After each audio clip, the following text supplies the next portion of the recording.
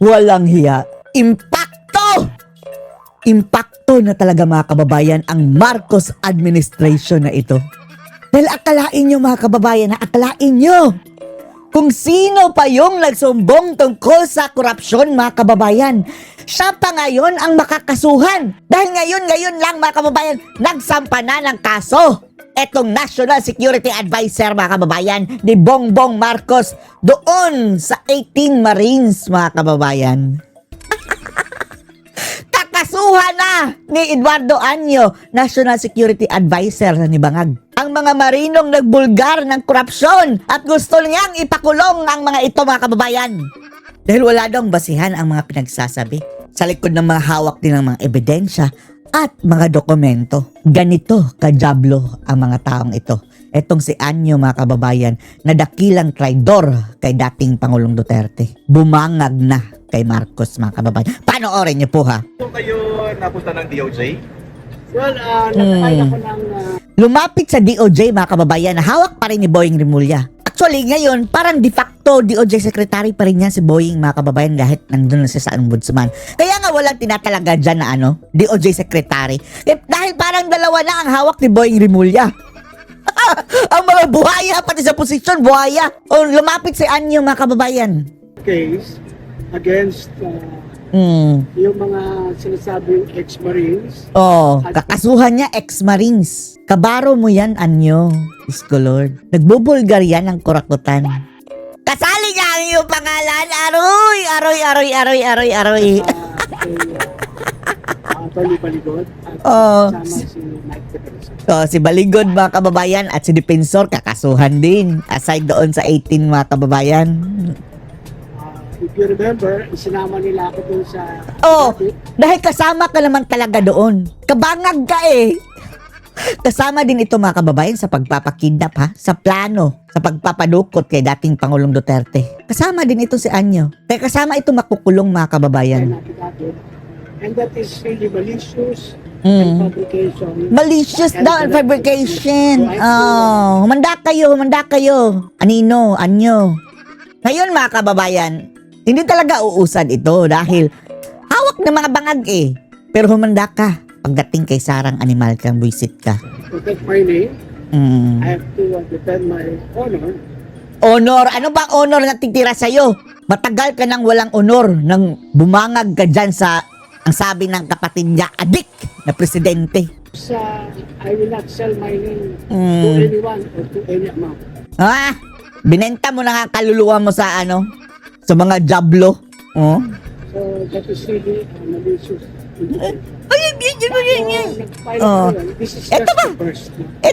Ito pa mga kababayan. Welcome to the Philippines. Ito pang mga nagbubulgar ng kurakutan ang siyang unang makukulong mga kababayan. Sila pang unang makakasuhan. At ang nagtaso, itong mga sinasabing kabilang sa mga kurakot mga kababayan. Diba? Napangalanan siya ng 18 Marines. May mga succeeding cases pa ako na ipapahit.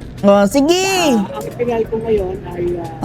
Tapos, pag si Sarah na, mag-wheelchair ka na. Sasabihin mo, matanda na ako, huwag nila akong ikulong. Hindi lang yan, mga kababayan, pati si Imelda. Mayroon pala yung maraming conviction si Imelda, 7 or 8 conviction. Pag si Sarah na, ikulong yan. Kasama si Bangag, mga kababayan. Article 154. Sige. Which is unlawful means of publication or unlawful utterances. Bakit unlawful ang sinasabi mo? Meron sila mga ebidensya. Sige, magbanggaan kayo sa korte. Anyo? Fake news. Fake news. Unahin mo yan si Claire Castro. This is in line also with the RA 101. Dami nang This is the yayamar mga kababayan, no? Dami pinagsasabi. Harapin mo na lang. Anyo, manda ka, Anyo. Himas rehas din ito. Crime Prevention Act of 2012. That is, if you are uttering any... Gusto nila mga kababayan para matahimik. Wala nang magsasalita. Hello. Ngayon pa lang sasabihin namin, Anyo. Hindi yan uubra. Government official ito mga kababayan. Mayroon nang ruling sa Korte Suprema. Bawal balat sibuyas. Gayon pa man, kapag siya na ang makakasuhan mga kababayan, siguradong kulong iyan dahil kurakutan eh. Diyan siya nasasabit mga kababayan. Communication, lithography, or using the means of information and communication technology or any false information that would actually Sige! endanger public order. Endanger public order. Anong gusto mo? Tatahimik na lang kung mayroon silang alam ng korupsyon? Yan ang gusto nila mga kababayan, mananahimik na lang. Ibulgar mo kami, kakasuhan namin kayo ng cyber libel. Because Shut up, Anyo. Alam na namin yang mga RA na yan. Bakit hindi mo na lang yan sagutin ng diretso? Bakit ka nadamay doon? that will cause or damage Hanggang ngayon, hindi pa natapos sa explain yung RA mga kababayan. Ungas. Samantala, kinumpirma naman ng Bunggong. Ang kanya paliwanag mga kababayan na para lang siya nag-discuss ng RA o This is Republic Act na anti-cyber. Ulul. Office of the Ombudsman Oh. ang pagtanggap sa joint affidavit. Pero nilinaw, hindi Ayun, ha? ito formal na reklamo. Ayan. Kasama ka sa ombudsman, Anyo. Although mga kababayan, hindi pa yan formal na kaso talaga dahil this is the first step mga kababayan na ipasa talaga yan sa ombudsman. Kung ayaw nitong aksyonan mga kababayan, markado na si Boying. Meron ng panglaban mga kababayan para pag upo ni Sara, dahil 2031 pa yan bababa eh. Yung leukemia mga kababayan, 2031 pa. Pagpasok ni Sara, mayroon na tayong reason para ipasipa yang si Boying Ying Remulla leukemia. Pineta man ng ombudsman na natiling independent institusyon ng Wow, kadinatanggapan independent, at hindi eh? ito pwedeng Ulul! gamitin bilang political arena Diyos ko Lord, ginagamit nyo na nga. sunod ng mga personalidad na hindi natawid at maliwanag na konteksto ng politika. Kaugnay nito, tulad ng anumang usapin na pinapasa rito, maingat nilang Ready na daw mga kababayan si Boying. Napo-foresee na daw nila mga kababayan na ma-impeach siya si Sara. Tapos, diyan na aarangkada si Boying Remulla na bago mag-eleksyon mga kababayan. Magsasampa na sila ng kaso kay VP Sara na walang piyansa. Hindi na makakapangampanya si Sara daw mga kababayan, yan ang plano. Dahil nakakulong na ng walang piyansa. hindi lamang ang nilalaman ng salaysay, kundi pati na rin ang kredibilidad ng mga nanumpa at ang mga suportadong ebidensya na iniharap. Para sa Diyos at Pilipinas Kumahan, Mary Gonzalez, SMNA News. Iyan po, Attorney Sal. Bale, ni-refer po nila sa ombudsman pero ang sabi ng ombudsman, attorney, hindi pa daw yun siya formal na pag-file. Ano po ang Hindi pa yun formal dahil comment? dapat sana mga kababayan yung ombudsman, hindi dapat si Boying dahil buisit na Boying na yan. Kakampo ni Bangag. Di ba binraso nila ang pag-upo na ni Boying mga kababayan? Grabe talagang, grabing kademonyuhan ng mga kababayan, no? Sabi nga, nagbulag-bulagan mga kababayan dito sa kajabluhan ni Marcos. Mas masahol pa kayo sa mga impacto. Kumakampi pa sa mga bangag mga kababayan. Po doon. Well, ang ombudsman kasi talaga ang mag-iimbestiga niyan. Kaya lang, ang problema, yung head ng ombudsman, Si Raulo. kasama dun sa Kasama sa mga listahan. kasama sa mga nagplano ng mga illegal. Kaya dapat mag-inhibit siya, pero hindi naman mag-i-inhibit siya. Kahit Kapalang mag-inhibit mukha siya, niyan ibibigay niya sa mga deputy niya. Siyempre, mga deputy, kung anong gusto ng boss nila, yan, masusunod. Kaya di ba sabi ko kahapon, either mag-file sila direkta sa ombudsman o kaya sa DOJ para gamitin lang ito na maibulgar sa taong bayan ng mga nangyari. Yung para mabigyan ng forum. Parang lang mga kababayan, wala na tayong aasahan na actionan nga ni Boying. Ang hinahabol lang dito for the people to know. Pero Sal Panelo, attorney, nauna ng kakasuhan ang 18 Marines, 16 lang daw Marines, 16 Marines plus 2 AFP ex-soldiers. Sila na unang kakasuhan ni Anyo. Itong mga dating marino na naging security ni Saldico. O kaya naman, hintayin na lang ang pagkapangulo ni BP Sara at saka mo i-file. Para walang impluensya, walang makapangyarihan na hahadlang. Pero, Attorney Panelo, bago yan, kahit pa umupo si Sara Duterte mga kababayan, andyan pa rin si Boying. Sipain mo yan si Boying Remulla mga kababayan. Dahil fixed term yan Kagaya ni Martires, di ba? Appointed ni Tatay Digong mga kababayan. Pero habang si Bangag, hindi maalis-alis. Dahil fixed. impeachable din mga kababayan. Kailangan ng impeachment bago maalis. Sa pag-usig dito sa mga taong ito. Ang sabi ko nga po yung pong mga pidabit ng mga dating security ni Saldico, masyadong detalyado na hindi mo basta mapapasinungalingan. Hindi mo masasabing gawa-gawa lang. Kompleto I-cyber Kung libel mga daw kapagka, nila. Kompletos recados. May mga larawan. Kumpleto Ricardos. Larawan ng Anong pagkain ng kumpleto Ricardos mga bundles kababayan? of money. Ha? Oh. Merong larawan ng Mayroon pa nga yung video. May kompletong plate number sa mga sasakyan na ginamit. Meron pang eroplano. At higit sa lahat, yung mga larawan ng mga investigador ng ICC na nagpunta rito, tumutugma. Kaya sabi natin, ako, nalikad. Talagang, saka tandaan ninyo, si Saldico mismo nagsabi niyan. Kaya yung mga security niya, binabalidate lang yung sinabi ng kanilang dating boss. Ayan, maraming salamat po, Attorney Sal. Samantala, mainit tong Hanip ng ang gupit nito, taga SMNI mga kababayan. Para lang parang lampaso Pero matindi mga kababayan, matindi. palitan ng pahayag sa pagitan ngayon ng Malacanang at ni dating Congressman Mike Defensor matapos nga lumabas yung revelasyon tungkol sa susunod na batch ng testigo sa bilyong-bilyong pisong suhulan. Tinawag si Mike Defensor, Attorney Sal, na Ador Mawanay 2.0 pero Ador Mawanay, babalo yun Ang Ador Mawanay mga kababayan, yung si Kiko D. Aquino. Yung Aquinong ayaw makasigaw ng mga kababayan. Marcos resign. Yun ang Ador Mawanay. Delta niya, huwag ilihis yung issue sa korupsyon at panatilihin ang profesionalismo ng palasyo. Alamin natin sa ulat ni Ina Morte. Kailan pa naging professional lang palasyo? Professional liar. Kinwestiyon ni isa pa yan Press Officer Undersecretary Isa pa Claire yan. Castro ang Jablitang kredibilidad yan. ni former Ikaw, ano kredibilidad mo? Lukarit ka Congressman Mike Defensor matapos nitong sabihing may susunod pang grupo ng dating sundalo na magbubunyag ng umano'y suhulan sa gobyerno. Ayon kay Castro, malinaw na ang layunin ng mga ganitong pahayag ay ang destabilisasyon. Mike Defensor, the no Defenswa!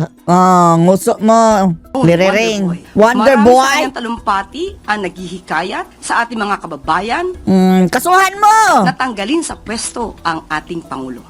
Dapat lang magnanakaw. Alam na natin ang motibo. Legally. Ang sabi natin mga kababayan dapat tanggalin legally via panawagan na mag-resign or impeachment. Para di tayo ma-inciting to sedition. Mike Defensor again, Shut up. Ador Mawanay 2.0.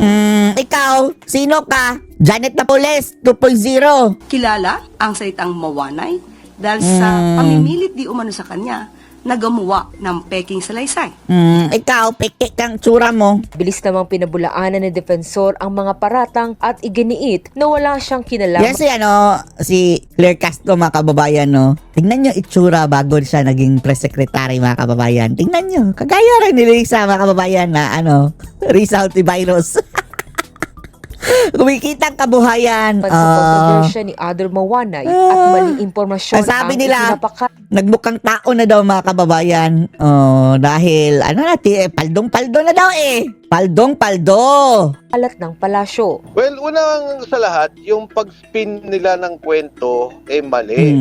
Bakit Ngayon, mali? kakasuhan Kasi na. yung Ador Mawanay, ni wala kahit anong issue o involvement ako dyan, nami-mix up nila, ay yung udong mahusay. Yan yung, at mismo si Senator Ping Lacson na nagklaro dyan, na sa isang press conference, sabi niya, hindi, udong mahusay yung pinipilit nilang kwento. Paalala niya kay Castro, dapat maging maingat ang pahayag ng palasyo dahil hindi ito isang sari-sari store na pwedeng batuhan ng kung ano-anong Ikaw nga, chismis. ikaw nga ang palengkera. Ay spokesperson Punyeta ng ka. presidente. At dapat siguro Jablo may ka. pag-iingat sa mga pagsasalita dahil hindi naman to kwentuhang Amoy chismisan kanal na yang- marites Oh. sa palengke o kaya sa sari-sari. Bunga ni Claire Castro, mabaho pa sa kanal mga kababayan pagdating sa kasinungalingan. No, she's speaking for the president and represents Malacanang. Tapos Pangalawa, syempre dapat yung posturing should be sober, precise, and statesmanlike. Hamon ng dating What is, mambabatas, mga kababayan? sagutin ang What tunay is? na isyu ng korupsyon sa halip na ilihis ang usapin sa pamamagitan ng pag-atake sa kanyang personalidad. Ang isyong to ay hindi tungkol sa akin o kay Claire Castro. Ang isyong to ay tungkol sa nakawan. Tungkol sa nakawan ng Pondo ng Bayan, delivery ng bilyong-bilyong pera. Kasi kaso di tayo naniniwala mga kababayan na wala yung na benepisyo dyan sa mali-maletang yan. Grabing maleta din siguro niya na sa tingin lang natin ha. Kaya dapat imbestigahan yan. Isang daang beses sinasabi nag-deliver kay Speaker Martin Romualdez at kay Bongbong Marcos. Hamon ni Defensor sa bangag. Malacanang harapin ang bilyong pisong nakawan ng Pondo ng Bayan sa halip na siya ang pag-initan. Nanawagan din siya sa Ombudsman at sa Kongreso na magsagawa ng full and impartial investigation. Kung talagang seryoso sila dyan sa kampanya ng korupsyon, hindi ba dapat ang gawin natin dyan ay iudyok nila ang Blue Ribbon Committee, ang Kongreso, ang Good Government Committee at maging ang Ombudsman na imbestigahan itong kasong to. Nanindigan din ang dating mambabatas na itutuloy ang Mambubutas! pagtulong sa mga susunod pang batch o grupo ng mga whistleblower na may personal na kaalaman sa umano'y sindikato sa budget. Ako tutulungan ko yung mga yan hanggat sa kaya kong tulungan dahil itong mga taong to hindi nakinabang sa nakawan. Ang mga taong to may personal knowledge. Sila yung mismong nag-deliver ng pera. Sila ang humahawak ng perang umiikot at nagdi-deliver. Samantala, nilino ng Armed Forces of the Philippines na hindi na nila saklaw ang mga nasabing testigo dahil sa katayuan ng mga ito sa serbisyo. Ayon naman sa Philippine Navy, batay sa kanilang records, hindi lahat ng lumantad ay naging bahagi ng Marine Corps at marami sa kanila ang tinanggal. Oy, dalawa lang ang hindi kasali. So karamihan pa rin mga kababayan, Marines. Tapos, nag-awol mga kababayan. Hindi ibig sabihin na naging kriminal. sa serbisyo o may record ng dishonorable discharge. Gate ni Dahil, Defensor, madali lang kasi yan mga kababayan. Ang Marines, mababa lang ang sahod mga kababayan. Samantalang, mayroon silang kontrata na 3 years na dapat nilang tapusin.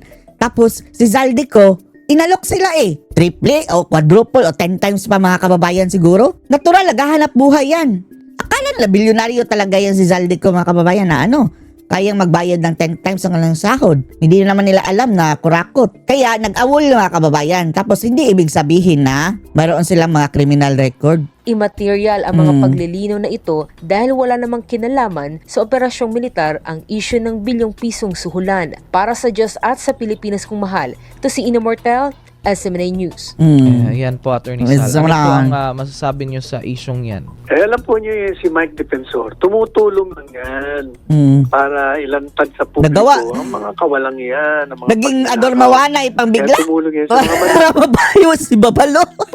Kasi Mahaba ang nakita baba. niya na makatotohanan ng mga salaysay. Talaga, ang paliwanag na natin. Mr. Ano pa ba Adorable? gusto nating prueba? Unang-una, sabi ng mga deliveries ng mga perang yan ay si Saldico. O itong mga associate niya, mga security niya, mga assistant, pinatutuhanan. At may katakot-takot din ang kanilang mga dokumento, ebidensya, larawan. Ano pa? Ano pa ba? Ano pa bang gusto niyo? Kaya okay si Mike Defensor. Tuloy mo yan, Mike. Tuloy mo ang sinimulan mong pagtulong sa kanila. Ayan. Kaya lang, ang payo ko sa'yo, yung mga street protest natin, dalas-dalasan nyo, i-organize nyo. Saka, mamili naman kayo ng pumupronta. Ang paprontahin nyo dyan, yung mga mahal ng tao, yung may mga hindi questionable, ang mga integridad. Para makahikayat kayong maraming sumama sa mga protesta. Gayatin nyo si Robin Padilla na manguna. Ay, nako, isa pa yan. Bongo, si BP Si Paisala, Bongo, okay lang. para dumami ang lalabas sa kalye. Ayan. Ayan, maraming salamat po, Attorney. Wag na lang, antayin na lang natin kung talagang sukdulan na, mga kababayan. Example, kapag na talaga nila si VP Sara mga kababayan, papa-impeach na nila. O di ba kaya, magma-martial law sila. Yung talagang sulit na mga kababayan. Hindi yung paputso-putso dahil posible nilang gamitin Gagamitin ng mga bangag mga kababayan na reason para mag-martial law pa. 2 years na lang. Disgrasya tayo kung mag-martial law. Wala na, hindi na talaga yan bababa. Mayroon pa siyang rason mga kababayan na hindi bababa. Siguraduhin natin na kung mag-people power, sure bull. payag kami dyan. Pero yung parang wala talaga mga kababayan, nung parang hindi makakayanig man lang sa mga bangag. Pointless. Gusto natin sure ball. Misal, samantala, Naantay ng marami na confirmation of charges ay naganap na nung nakaraan. Sa kabilang dako mga kababayan, ito. Update kay Tatay Digong sa ICC at saka nangyaring confirmation of charges. Ang Pebrero 23 hanggang 27, nagkaroon lamang ng break doon sa gitna. At marami po ang napansin nating dumalo. Iba't ibang mga manunulat, mga diplomats, may mga walk-in pa na mga residente dito at mga ibang lugar. Mga periodista, lahat ng mga major news outlets dumating din. Sa Pilipinas lang lahat yata ng mga major stations ng telebisyon, radyo, payagan ay naririto. At kinover nila yung event. Meron pa nga tayong nakitang matagal na nating hindi nakikita na nung mga panahon ay bantog na manunulat. At yan po ay si Sheila Coronel, kung matatandaan nyo. Kasama namin to sa kalsada during the anti-Marcos rallies. Sheila Coronel, yung anak ng abogadong attorney Antonio Coronel. Nandun din siya.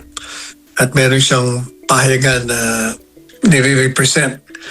Samantalang lahat po kami, nandun lahat kami sa gallery. Kasama namin yung mga abogado na binuo bilang isang Filipino legal team ng pamilyang Duterte.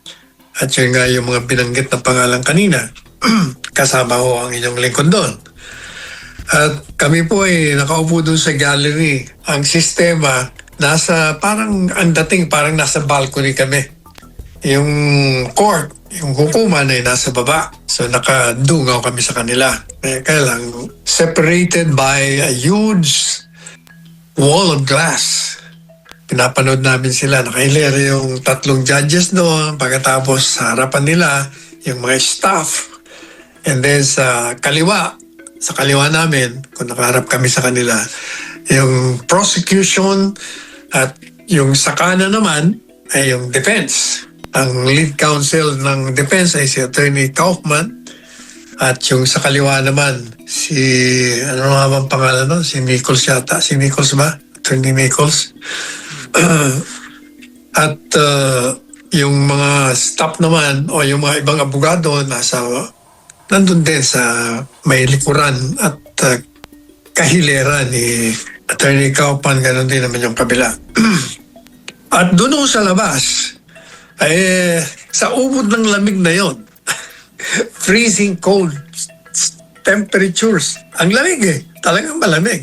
Ako naka-3 yata akong panloob Ganun kalamig. Nandun yung mga OFWs na 1 taon na rin namamalagi doon.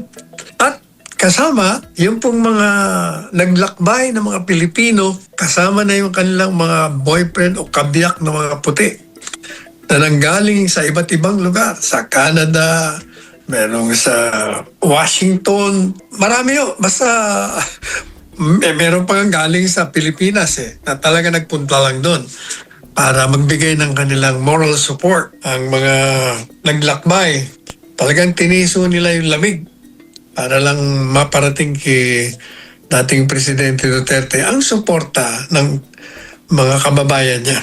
Kami naman mga abogado, ang naging papel ko namin doon, kami nag-obserba sa magaganap, pakinggan yung mga presentasyon ng taga-usig at ang presentasyon, depensa naman ng kabila. At sagutin ang mga tanong ng mga mamamahayag pagkakatapos ng bawat hearing. So, yan po ang unang bahagi ng ating kolong. Ayan. Dako na po tayo dito sa next subtitle, Attorney Sal. Prosecution submission rehash of false narratives. For the case to proceed to trial, the prosecution must prove the existence of substantial grounds to support the charges. In what appears to be a rehash of the black propaganda against Duterte's war on drugs by the latter's detractors, aided by a biased mainstream media, the prosecutors harped on the false narratives dished out by the Duterte haters and critics. The prosecution team, in its submission to the ICC judges, quoted Duterte's speeches that were delivered on different occasions containing fiery and inflammatory threats of killing criminals engaged in drug trafficking. It also presented a memorandum circular signed by former Philippine National Police Chief, now Senator Ronald Bato de la Rosa, directing then PNP members to go after and neutralize suspected drug-engaged criminals. It argued that the word neutralize was a euphemism or code word for kill. The prosecutors argued that the speeches of Duterte showed his murderous intent in killing those involved in drug-related crimes. Existence of substantial grounds to support the charges. In what appears to be a rehash of the black propaganda against Duterte's war on drugs by the latter's detractors, aided by a biased mainstream media, the prosecutors harped on the false narratives dished out by the Duterte haters and critics. The prosecution team, in its submission to the ICC judges, quoted Duterte's speeches that were delivered on different occasions containing fiery and inflammatory threats of killing criminals engaged in drug trafficking. It also presented a memorandum circular signed by former Philippine National Police Chief, now Senator Ronald Bato de la Rosa, directing then PNP members to go after and neutralize suspected drug-engaged criminals. It argued that the word neutralize was a euphemism or code word for kill. The prosecutors argued that the speeches of Duterte showed his murderous intent in killing those involved in drug-related crimes. It tried to convince the pre-trial chamber judges that Duterte's speeches, together with the then PNP chief's circular to neutralize the targeted criminals, showed a commonality of murderous intent between Duterte and the PNP to put into effect the state policy of the then president to kill thousands of drug traffickers, users, and drug lords. The prosecution put forward as proof of Duterte's masterminding extrajudicial killings the circumstance that the former president made public a list of 1,000 or more individuals engaged in drug trafficking with accompanying threat of killing them, and the succeeding fact that 2 prominent personalities included on the list were killed while in detention. To buttress their claim that Duterte ordered those EJKs, the ICC prosecutors offered the sworn statements of those who participated in executing the order to kill. They added that they were members of the Davao Death Squad created by the ex-president to implement his alleged program of killing them. They offered as proof his purported admission in the Senate investigation that he indeed formed the death squad. One private lawyer of the alleged victims of EJK pontificated non-legal arguments, saying that millions of fanatical followers of Duterte are clones of the latter infected with a virus of impunity and should be vaccinated with truth, while the other lawyer made an emotional appeal, pleading that the sufferings of the grieving and anguished relatives of the victims can only be assuaged but by confirming the charges and for Duterte to face trial and be convicted for crimes against humanity. Ayan po, Attorney Sal. Yung pong prosecution, nung nakikinig ko tayo, nung nagbigay na sila ng presentasyon, nakakatulog ako, alam niyo ba kung bakit? Kasi narinig ko na yung mga argumento nila. Yun ilang taon ko nang naririnig sa mga kalaban ng Presidente Duterte, yung mga kritiko niya. At parang sirang plaka na paulit-ulit nilang sinasabi. Nagpresenta sila, halimbawa, sabi nila, meron daw kasing programa ang Presidente Duterte na patayin ang mga drug pushers, drug addicts, drug lords, lahat na ugnay, imbuelto, kasama sa illegal drug trafficking. At yung programa daw pong yun, makikita na itong si Presidente Duterte, sa kanyang mga talumpati, siguro mga 10 talumpati ang prinisinta nila doon bilang prueba para ipakita ang layunin ng pagpatay or the murderous intent. At binabasa nga nila, kinukote nila doon na palaging I will kill you, papatayin kita. Pag hindi kayo sumunod, patay. Abot talagang yung dating style ni Presidente Duterte. At sabi nila, yun ang patakaran, pang-estado ni Presidente Duterte. Kaya sabi niya, makikita nyo na yung mga nasa baba, sumunod sa kanya sapagkat kasama yun sa kanilang usapan. Katunayan, sabi niya, meron ditong dokumento, yung Memorandum Circular na pinirmahan ni dating PNP Chief Ronald Bato de la Rosa, ngayon ng senador. Meron pong nakalagay doon na i-neutralize ang lahat ng mga pinaghihinalaan, mga sususpetsahan na mga kriminal na gumagawa ng mga pagtutulak ng droga, illegal na droga.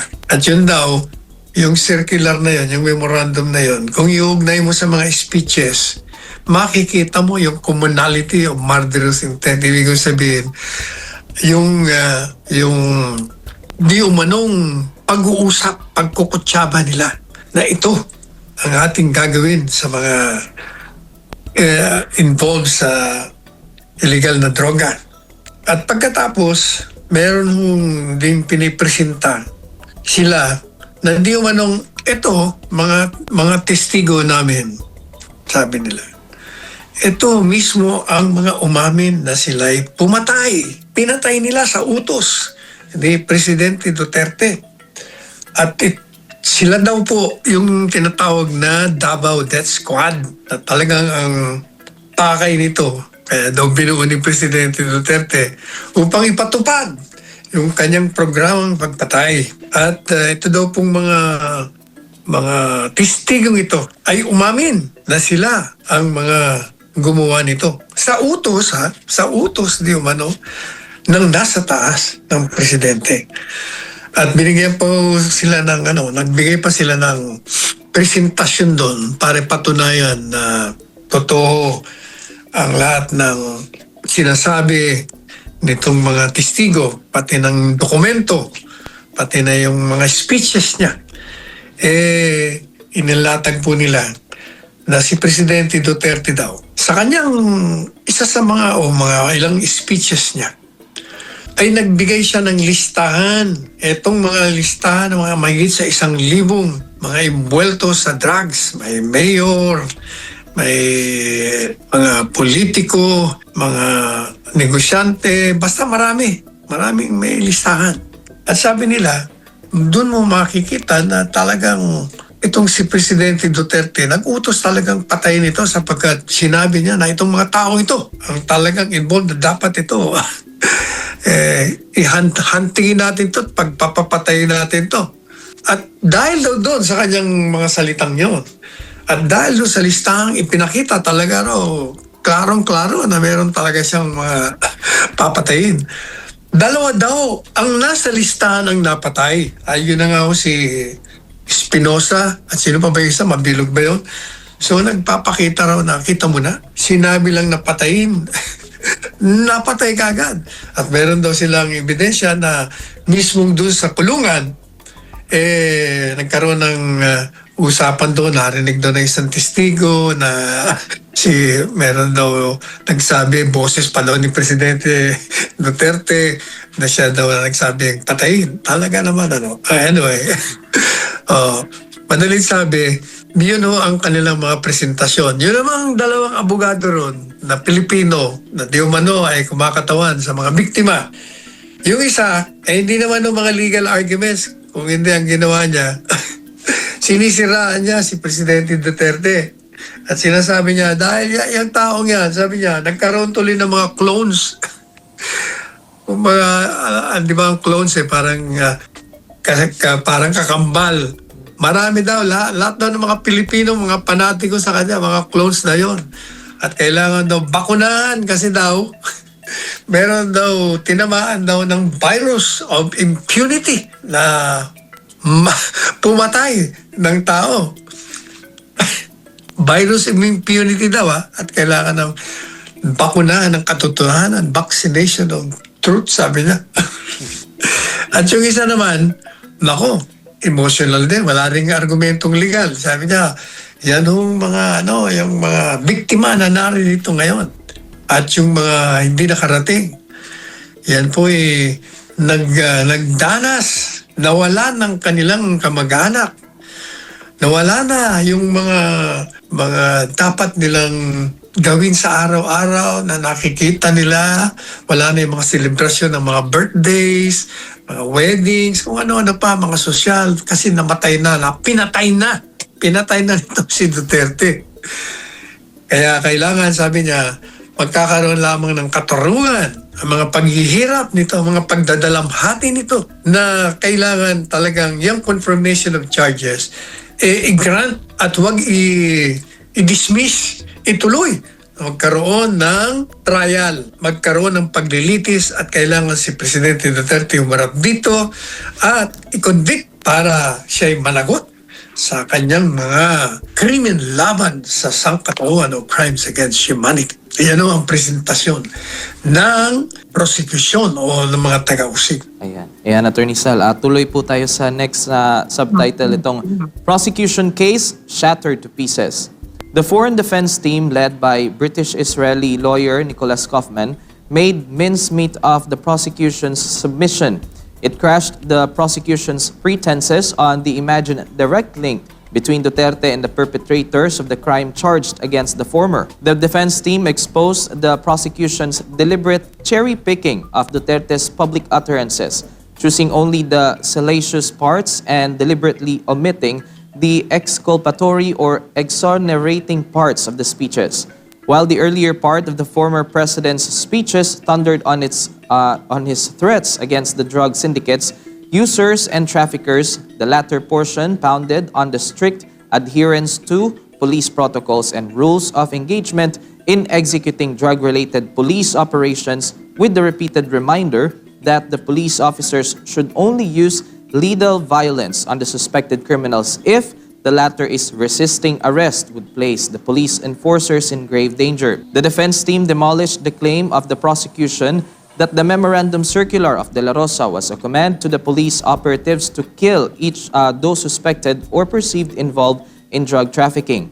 The very document itself contains directives that commanded the police officers to effect arrest in accordance with the law. Kaufman pounded the last nail in the coffin of the prosecution's case by completely destroying the credibility of the prosecution's vaunted witnesses by exposing the contradictions by and between them in their sworn statements. One witness was shown to be contradicting himself in the manner of killing the victim, or his victim.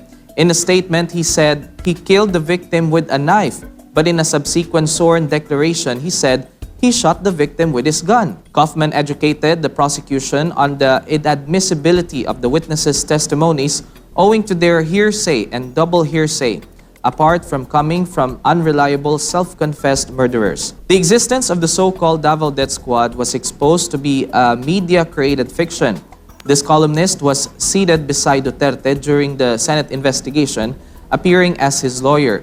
No such admission was made. He said it was the criminals who were killing each other. They were the death squad. There was a vigorous attempt by the prosecution to redeem itself in the final summation, but it dismally failed as it was beyond salvaging. Yan po, Attorney Sam. Yung defense naman, si Attorney Kaufman, dinurog niya. Kaya nagkabasag-basag. Kaya nga sinabi ko, prosecution case shattered to pieces. Nagkadurog-durog, nagkabasag-basag yung kanilang teorya. Paano niya dinurog? Alam niyo na rin ito kasi sa totoo lang. Yun ang mga sinasabi ni Attorney Kaufman, sabi nung dalawang reporter doon. Sabi niya, parang kayo yung nagsasalita ro, narinig na namin lahat yung mga depensang yun. Totoo naman o yun kasi kayong mga regular na nakikinig, dati na ho nating sinasabi yun. At ganito sinira ni Attorney Kaufman. Sabi niya, Yung mga speeches na pinapakita nyo, yung puro kayong kill, patayin dito, patayin sila.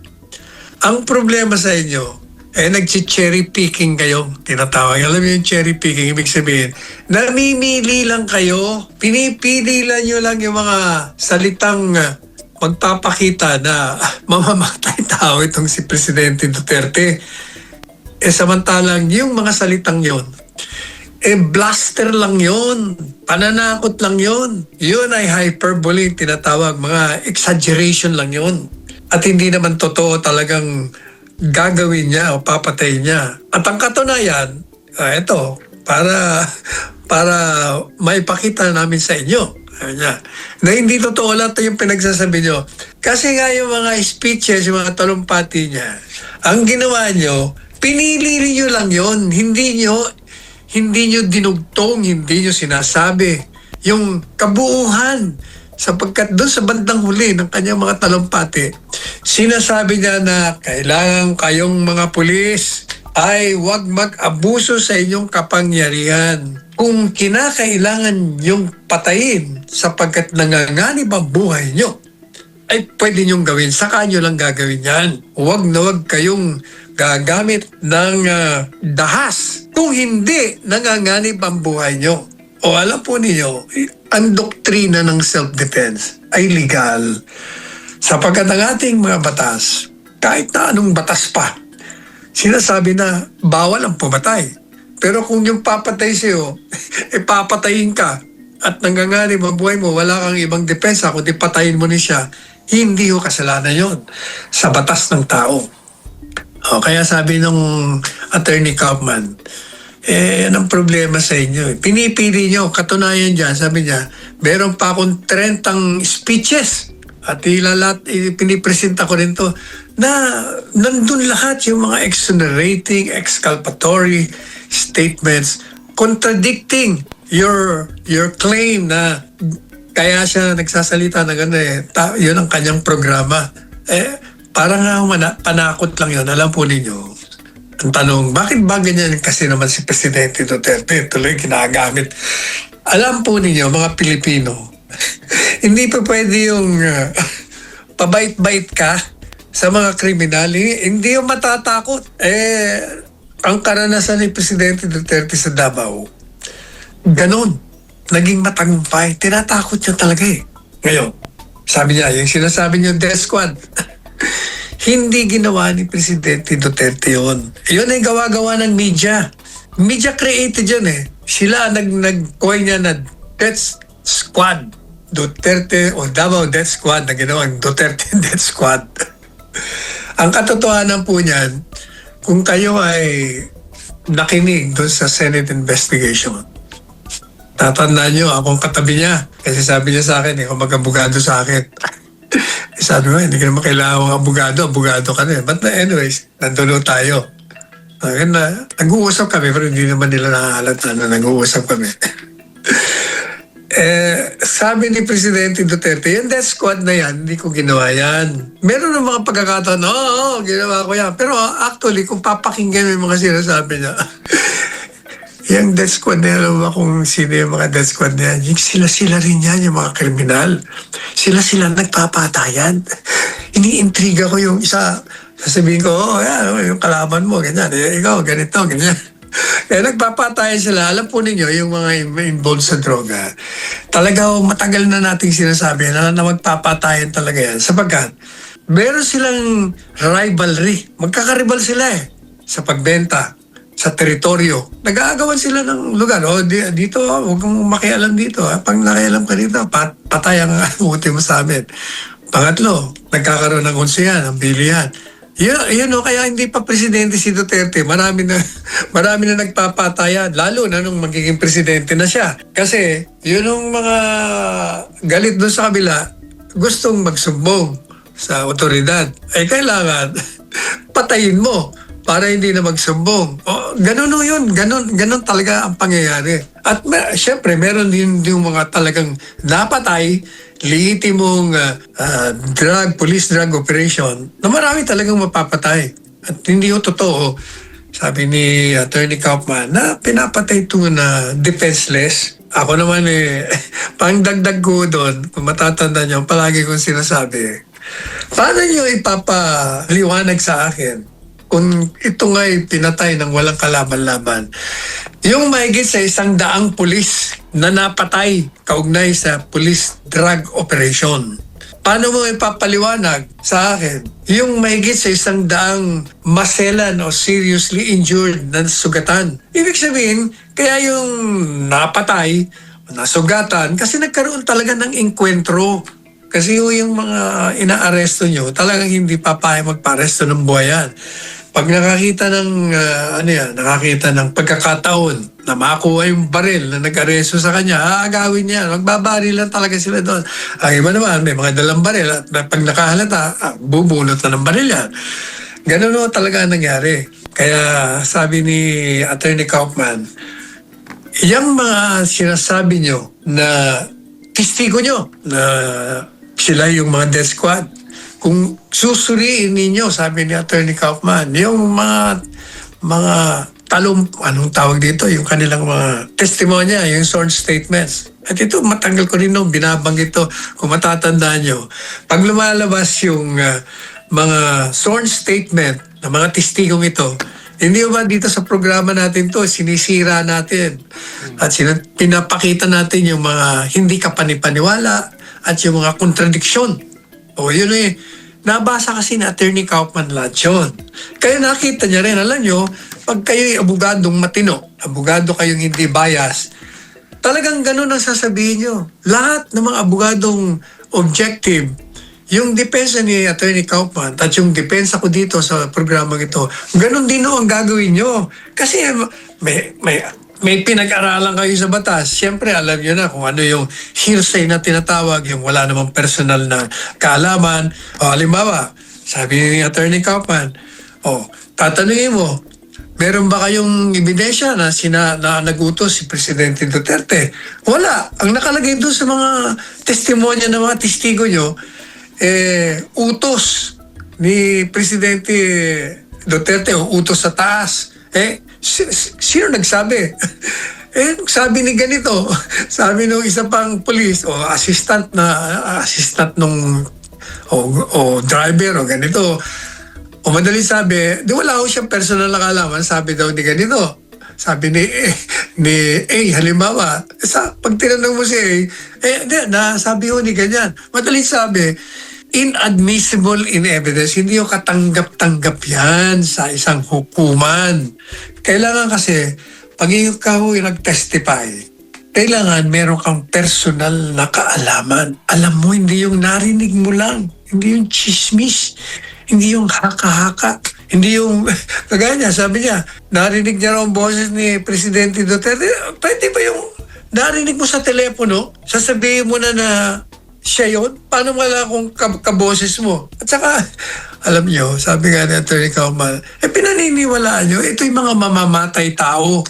Pagkatapos, binigyan nyo pa ng promesa na magkakaroon sila ng kalayaan. Kakaroon sila ng immunity. Hindi nyo sila ididimanda. Basta magsalita lang sila ng ganon. Siyempre, yun ang gagawin nila. Yun naman yun naman mga abogado. Hindi ko na nga nilagay sa column ko Wala ng oras. Sabi niya, yung mga Pilipinong panatiko kay Duterte, milyon-milyon yan, mga clones yan, mga kambal yan, puro mga mamamatay tao, mga isip na mga yan. Kailangan, bigyan mo niya ng bakuna yan kasi meron silang virus of impunity. Di ba? Matapos ako lumabas doon sa hearing, nung tinanong ang reporter ko, nung reaction ko doon sa virus of immunity, ang bilis ko na sagot ko, hindi. Yung virus of immunity, yun ay virus of lies. Yun ang mikrobyo ng kasinungalingan. Sila dapat na bakunahan dahil nagkakalat sila ng mga black propaganda. Paulit-ulit. Yung isa naman, eto naman yung isa. Sabi naman ng abogado, yung dalawang abogadong Pilipino, hindi naman legal ang kanilang hindi naman sa legal yung argumento nila, kundi pang emosyon, pang paninira lang.